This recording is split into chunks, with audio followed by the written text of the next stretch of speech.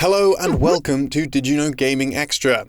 In this episode, we'll be looking at trivia for games released on Sony's first serious handheld console, the PSP. Before we jump into the trivia, however, we'd like to talk about today's sponsors, Raycon earbuds. Raycon are water-resistant Bluetooth earbuds with a range of over 30 feet. These wireless earpieces are also the comfiest earbuds we've used, partly because Raycons come with 6 different size soft tips that can be swapped out to get the most comfortable fit possible. We found the wireless nature of them especially useful for listening to music while out for a walk. This also made listening to music while doing chores and running errands completely hassle-free, with no annoying wires getting in the way. The Raycon company was co-founded by American rapper and actor Ray J, and Raycons even have Snoop Dogg's seal of approval. The latest Raycon model has a 6-hour battery life and great audio quality with more bass. At under $80, Raycons are about half the price of any other premium wireless earbuds, and even better, you can get your own pair of Raycons for 15% less than their retail price by using our link in the description of the video, or by going to buyraycon.com/DYKG. And now, back to the trivia.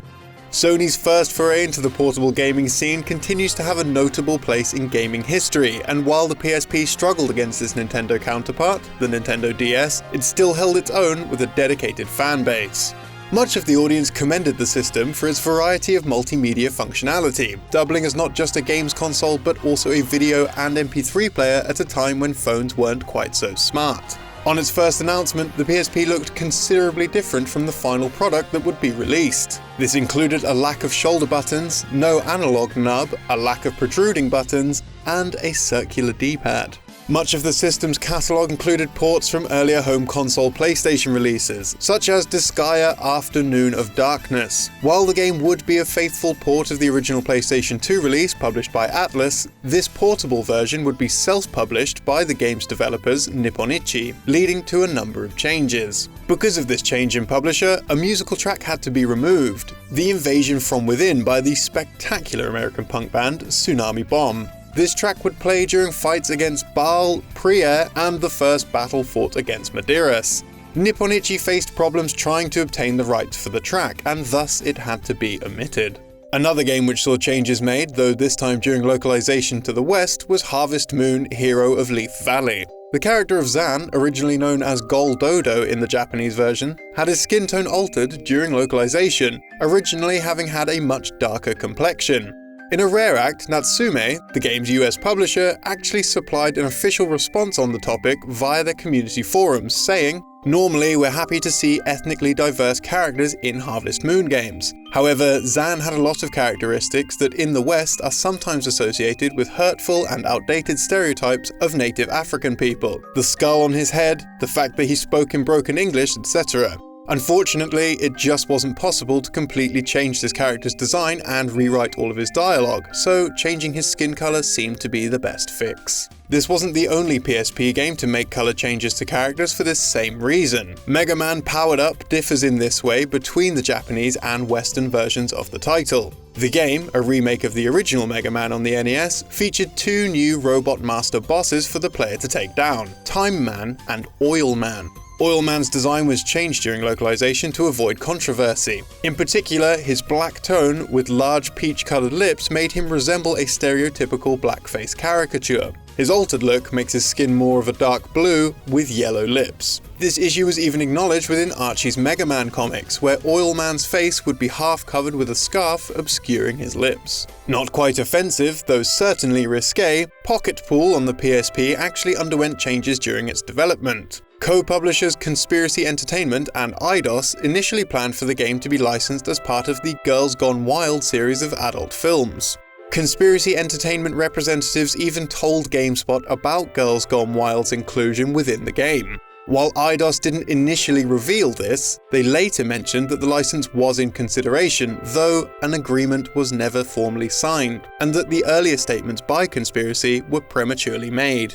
Another game with a rather raunchy secret is Square Enix's The Third Birthday, a sequel and spin-off to the Parasite Eve series on the original PlayStation. It's possible to unlock a pre-rendered video of the game's lead character, Aya, taking a steamy shower.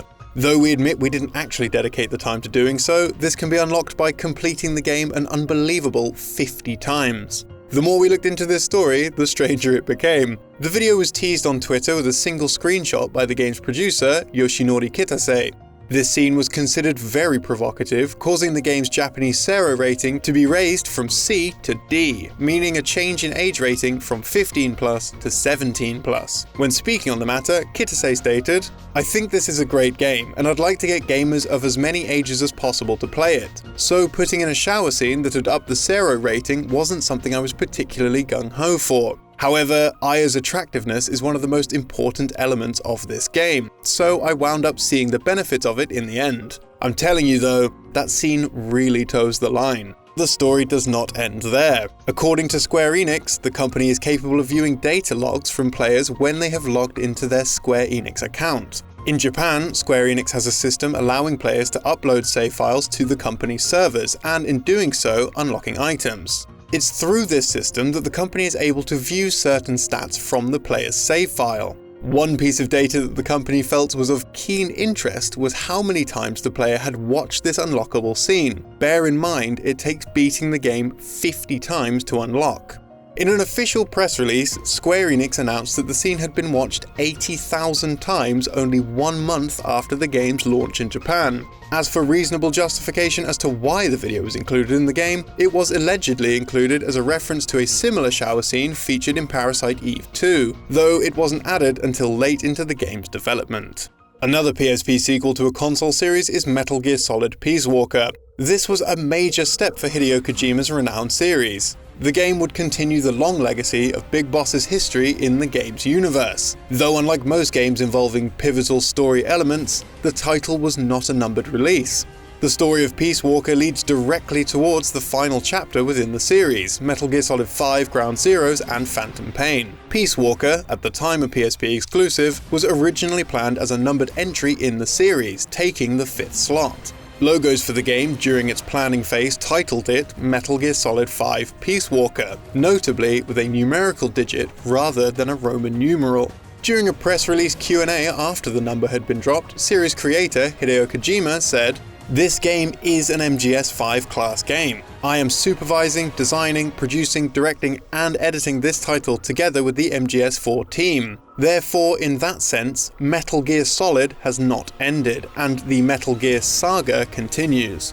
It's very likely this title change came from the game's position as what many would consider an inferior portable title, not quite reaching the full potential of more powerful systems. Peace Walker would later be ported to console, with many reviews considering the game to have a strong enough presence away from its portable experience. Peace Walker was originally set to be developed without Kojima's input, with his intention being that a new team would work on the title while he worked on the other PSP MGS entry, Portable Ops. Speaking of Metal Gear Solid Portable Ops, it actually had a major oversight in its initial shipment to UK retailers. A legal requirement in the country is that every game must display a stamp from the British Board of Film Classification, or BBFC, in order to be sold at retail. Somehow, Konami had missed this standard practice when it came to the printing of Portable Ops for the region, and shipped the product without the stamp on the game's UMD. This could potentially have been a rather expensive mistake, as the game's paper sleeve did include the stamp, but the actual disc itself was printed incorrectly. However, on inspection of our copy of Portable Ops, we realized that after Konami recalled the discs back from stores, rather than reprinting them, they simply slapped stickers on them and sent them back.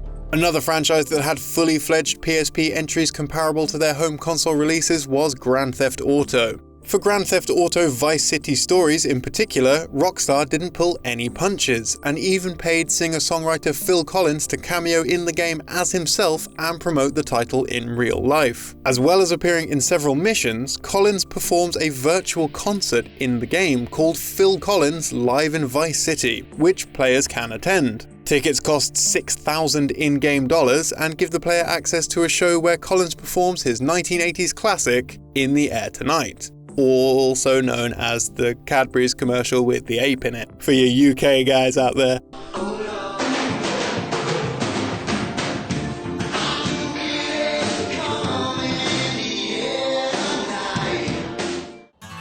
And now it's time for this episode's random piece of trivia, sent to us by Plockster on Twitter. Thanks for that, bruh. A legendary class sword can be found within Diablo 3 known as the Ancient Bone Saber of Zumakalis. The sword's description reads, "A mythical weapon forged in a remote region to slay a monster of unspeakable power. The scrimshaw markings M. Riog Elthorpe are nearly worn away." The sword, along with its description, is a reference to the Adult Swim cartoon series Aqua Teen Hunger Force, specifically the Season 2 episode Universal Remonster. In the episode, the Plutonians, known as Emery and Oglethorpe, create a monster with a TV remote control. Oglethorpe claims that the monster can only be killed by stabbing him in the heart with the ancient bone saber of Zumakalis. Not only does the sword have the same name, but its description makes reference to this episode, with M. Riog Elthorpe being an anagram of the two aliens' names, and the sword having been forged in a remote region.